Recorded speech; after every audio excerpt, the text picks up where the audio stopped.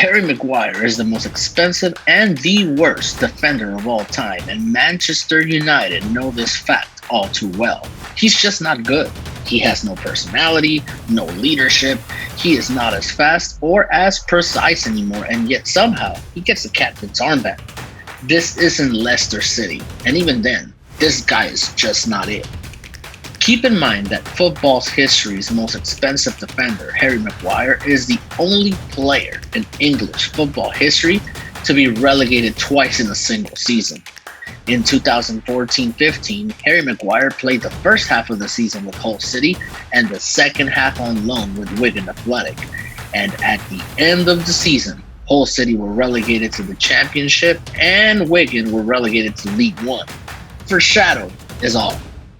A huge amount of expectation was put on Harry Maguire's shoulder when he moved from Leicester City to Manchester United in the summer of 2019 for a whopping $102 million. When a player is signed for such a sum of money, they are expected to perform at the very highest level. But Maguire's performances in a United shirt this year at least have been below par, to say the least. Maguire, United's captain, is a club's second most expensive signing ever after Paul Pogba, who was bought for $124 million from Juventus in 2016. And it's difficult to argue that he's even come close to justifying the fee. When you think of a top central defender, you can almost count on one hand the number of poor performances or terrible mistakes they've made in their careers. Maguire, on the other hand, seems to be adding to his reel of comical defending almost every single week. Own goals, fouls, falling down, losing track of the routes, and so much more. He's just not good, and there is no justification.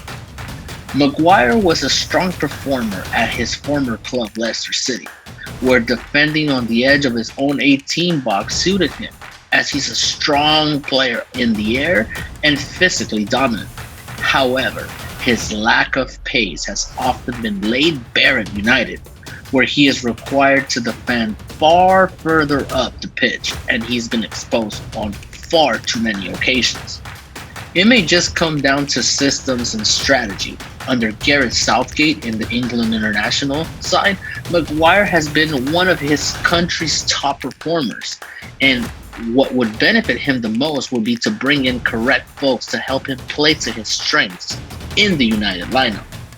As things stand, the signing of Maguire has got to be seen as one of, if not the worst, signing in the club's history. But if United can focus their transfer targets on bringing in one or two established holding midfielders, then maybe things will get better. What do you think of Harry Maguire's role in the Manchester United lineup? Do you think he is as bad as people make him out to be? We'll read you in the comments. And in the meantime, don't forget to like and subscribe.